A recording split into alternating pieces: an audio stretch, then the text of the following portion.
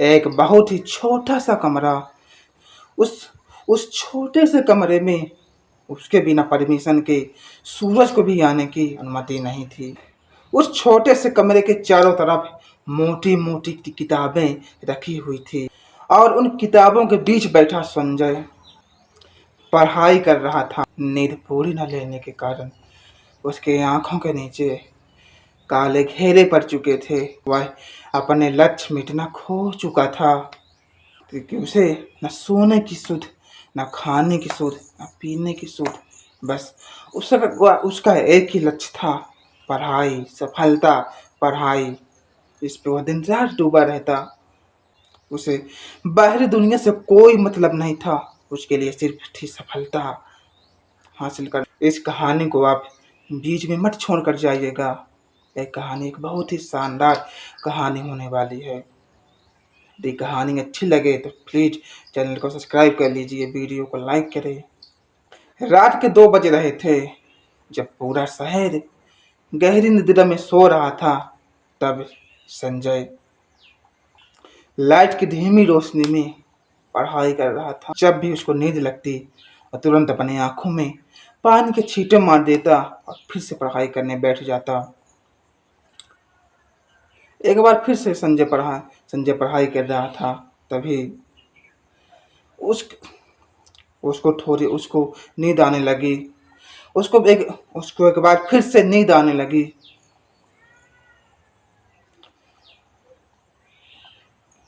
नहीं नहीं नहीं, मुझे मुझे नींद नहीं आ सकती। मुझे अपने बाबूजी का सपना पूरा करना है। मुझे अपने माँ का सपना पूरा करना है। नहीं, मुझे नींद नहीं आ सकती। मुझे नींद नहीं आ सकती।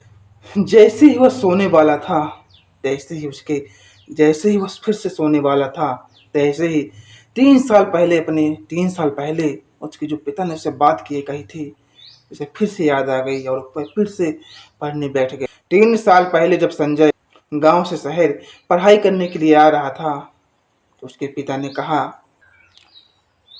बेटा बेटा, हमारे पास खोने के लिए कुछ नहीं है, पाने के लिए तुम्हारी सिर्फ एक पढ़ाई। तुम्हारी माँ की आंखें, तुम्हारी माँ की आंखें, तुम्हारे बाबूजी की आंखें अब थक रही हैं।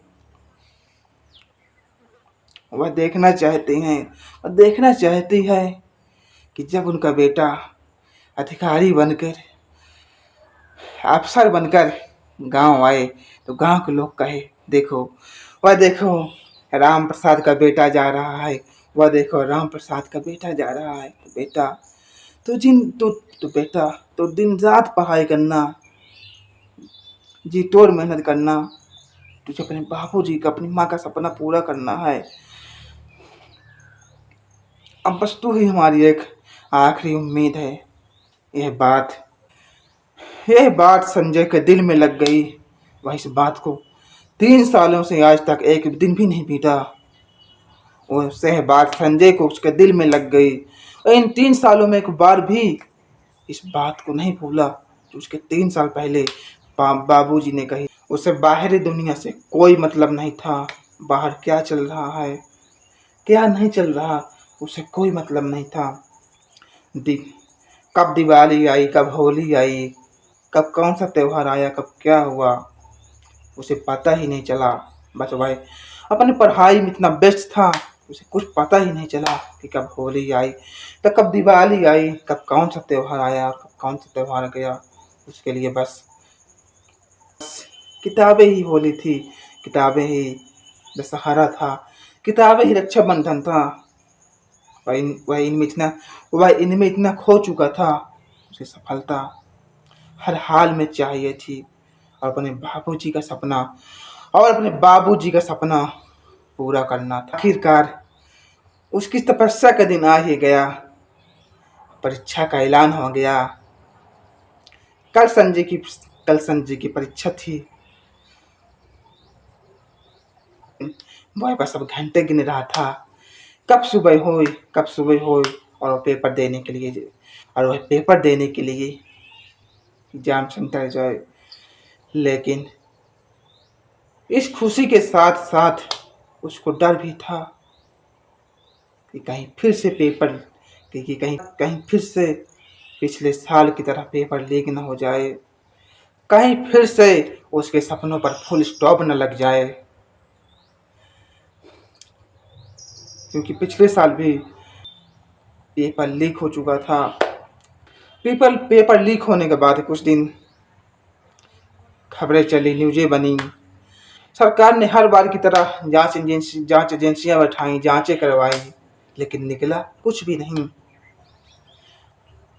हर बार सरकार यही कहती है कि वह पूरी शक्ति के साथ पेपर कराएगी, लेकिन हर बार पेपर लीक हो जाता है।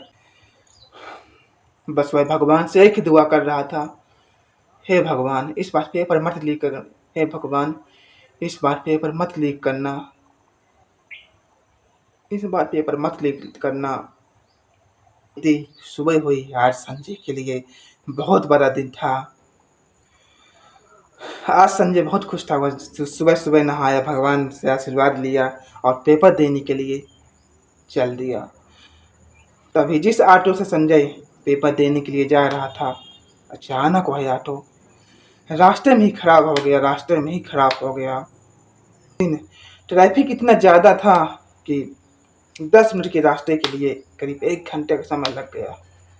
इसके कारण संजय 2 मिनट लेट हो गया। वह तुरंत ऑटो से उतरता है, हाँफ रहा था। वह गेट के पास हाँफते हुए पहुंचा, लेकिन तब तक गेट बंद हो चुका था। उसने गेट खोलने के लिए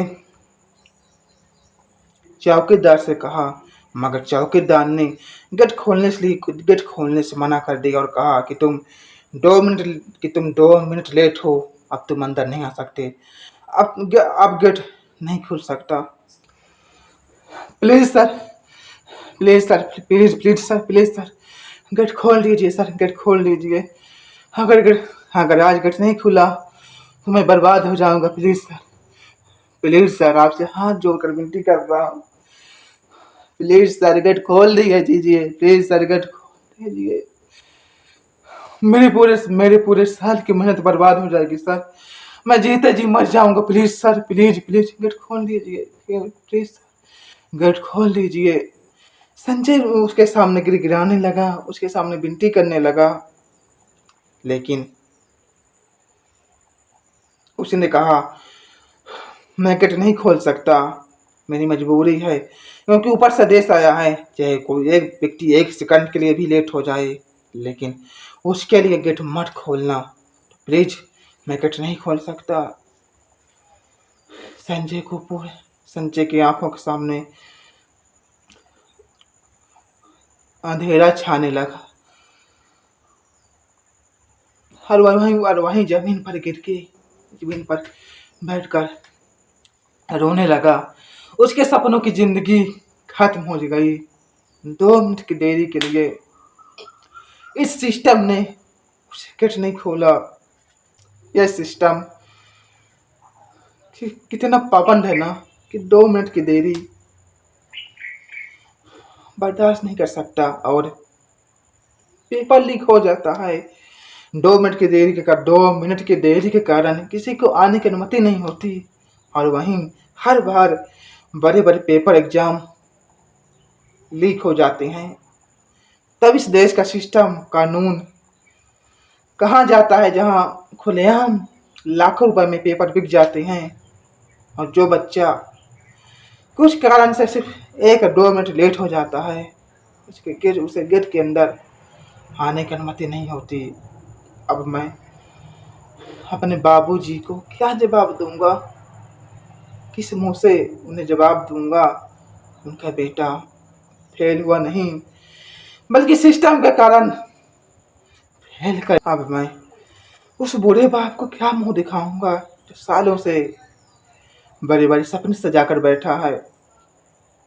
उसे क्या जवाब दूंगा? गेट की तरफ देखा और चुपचाप अपने घर चला आया।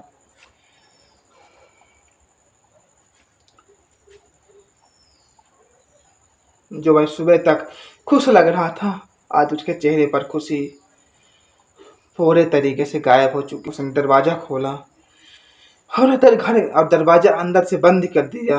दरवाज़ा अंदर से बंद कर दिया।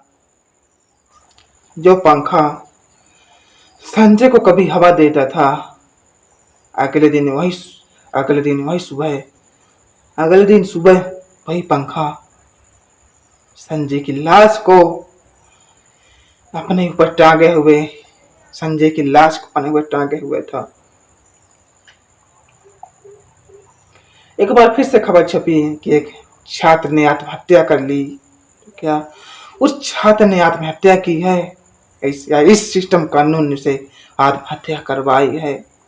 इसी सिस्टम कानून के कारण हर साल हर साल सैकड़ों बच्चे आत्महत्या कर लेते हैं। जो ऊंचे ऊंचे सपने देखकर दिन रात मेहनत करते हैं, लेकिन अंत में उन्हें मिलता क्या है?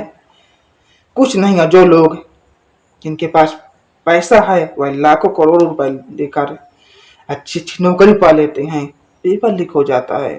खैर, आपको यह कहानी कैसी लगी हमें कमेंट बॉक्स में ज़रूर बताएं। कहानी अच्छी लगी हो तो वीडियो को लाइक करें, शेयर करें।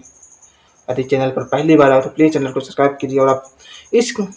और आपकी क्या राय है इस कहानी और आपकी क्या राय है हमें कमेंट में ज़रूर बताएं। मिलते हैं अगली वीडियो में, तब तक के लिए धन्यवाद।